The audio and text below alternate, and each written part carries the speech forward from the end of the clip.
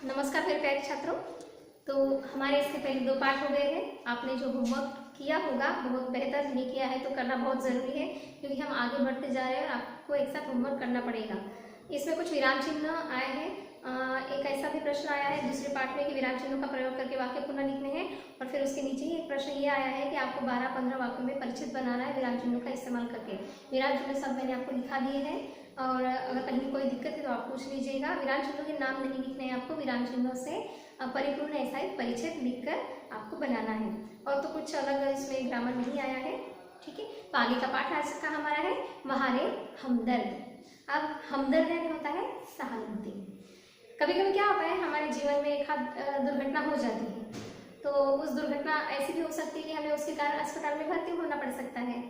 तो कुछ हमदर्दी जताने के लिए हमारे जो पास पड़ोसी हो सकते हैं या हमारे रिश्तेदार हैं वो आ जाते हैं। तो जिस व्यक्ति को आराम की ज़रूरत होती है, जिसके साथ वो दुर्घटना घटित हुई होती है, तो अब उसे आराम की ज़रूरत होती है, उसे चाहिए होता है आराम। लेकिन क्या होता है, लोग उसे बार बार मिलने के लिए आते रहते हैं, तो उसका आराम ठीक से नहीं हो पाता। तो अब यही जो बात है इस पाठ के माध्यम से घनश्याम अग्रवाल जी ने हमें समझाई है, और बहुत ही सुंदर पाठ हमारे समक्ष उन्होंने रखा है कि सही में हमदर्दी जताने वाले लोग कितने अच्छे तरीके से हमारे साथ सहानुभूति दर्शाते हैं। तो अग्रवाल जी का जन्म हुआ है 1942 अकोला महाराष्ट्र में।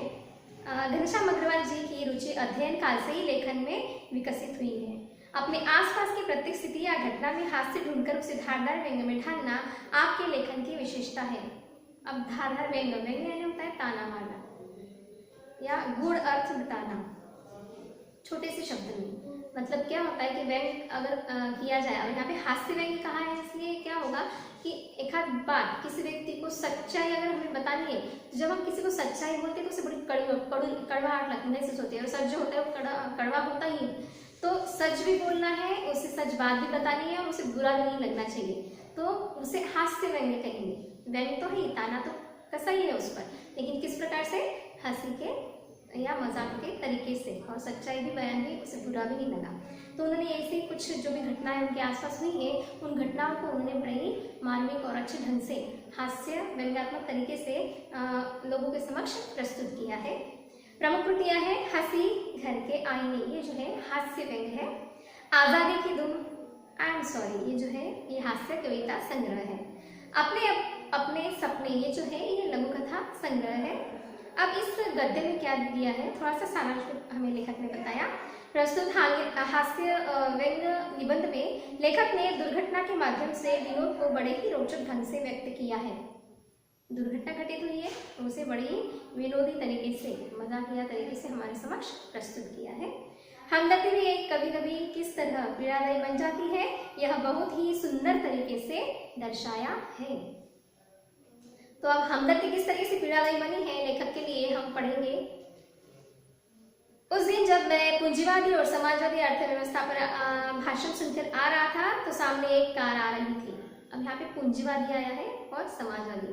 पूंजीवादी यानी होता है कि निजी क्षेत्र में मुनाफा कमाना, और समाजवादी जो होता है कि समाज में समता स्थापन करने वाले, ठीक है। इतना ही इसका ध्यान में रखिए, वैसे तो उसका बहुत लेंदी है अर्थ क्या है। तो ये जो है इन अर्थव्यवस्था पर वो भाषण सुनकर आ रहे थे। अब ये जो भाषण सुना है तो उनके मन में जो भी भावनाएं उमड़ पड़ी होंगी, उसके बाद क्या हुआ आगे वो बता रहे हैं। तो सामने से एक कार आ रही थी। भाषण के प्रभाव से मेरी साइकिल को अधिक जोश आया या कार को गुस्सा अधिक आया, यह मैं निश्चित रूप से नहीं कह सकता, किंतु मेरी साइकिल और वह कार जब करीब आए तो विरोधियों की तरह एक दूसरे को घृणा की नजरों से देखते हुए आपस में जा भिड़े।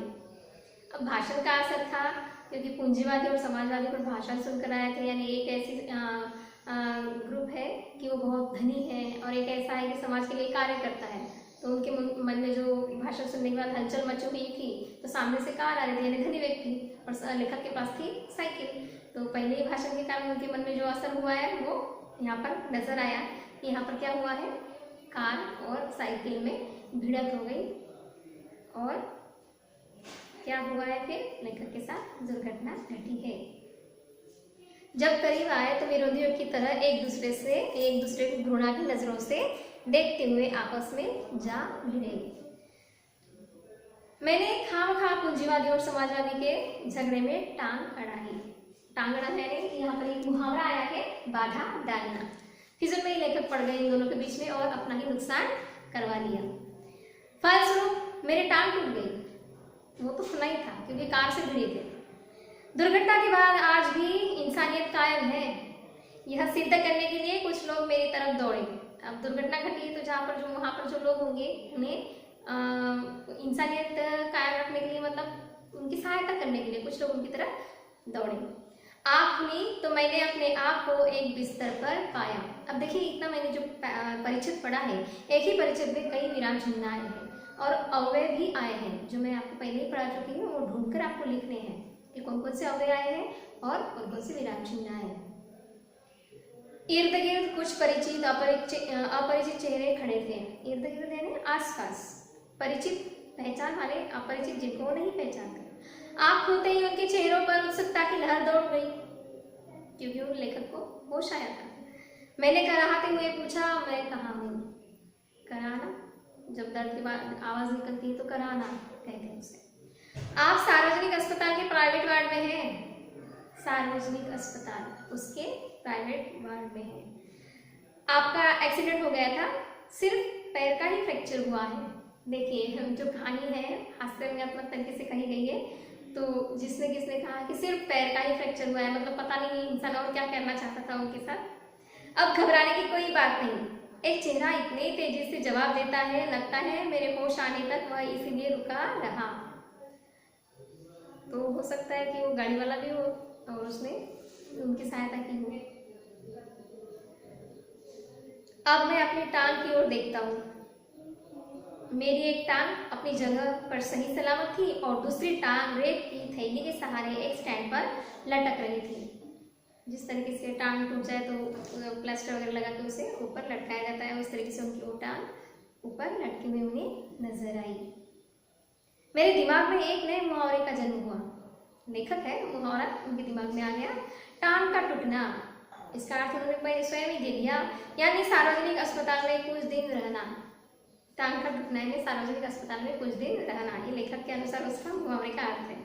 सार्वजनिक अस्पताल का ख्याल आते ही मैं कांप उठा। प्राइवेट अस्पताल और सार्वजनिक अस्पताल में तो बहुत अंतर होता है, आप जानते ही हैं। अस्पताल वैसे एक खतरनाक शब्द होता है, सही बात है, अस्पताल एक खतरनाक शब्द होता है। आप बीमार हो चाहे ना हो, कुछ लोग तो ऐसे होते हैं कि बिना बीमारी की दवाई लेना शुरू करते हैं, उनको लगता है दवाई लेते तो ही वो अच्छे होते हैं। वो मानसिक बीमारी होती है, मन से वो बीमार होते हैं।